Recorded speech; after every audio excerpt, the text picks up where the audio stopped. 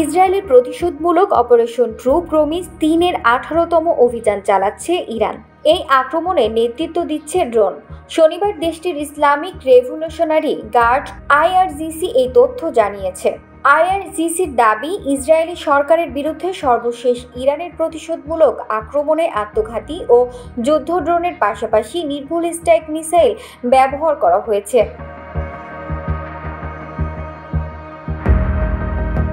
IRGC জানিয়েছে, তেল আবিবে হামলা পরিচালনার সময় তারা শাহেদ 136 যুদ্ধ এবং আত্মঘাতী ড্রোন এবং ক্ষেপণাস্ত্রের একটি ঝাঁক ব্যবহার করেছে, যা কঠিন ও তরল জ্বালানিতে চালিত হয়।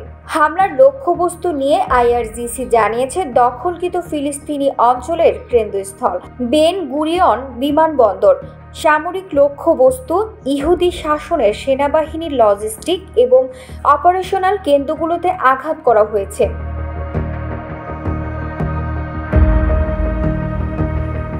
বিবৃতিতে আরও বলা হয়েছে, ইরানি মনুষ্যবিহীন বিমানবাহী যান এবং ক্ষেপণাস্ত্রগুলো সফলভাবে লক্ষ্যবস্তু ধ্বংস করেছে, যার মধ্যে শাহেদ 136 ড্রোনের বেশ কয়েকটি স্কোয়াড্রন শুক্রবার রাতে অধিকৃত অঞ্চলগুলোতে অবিরাম অভিযান চালিয়েছে।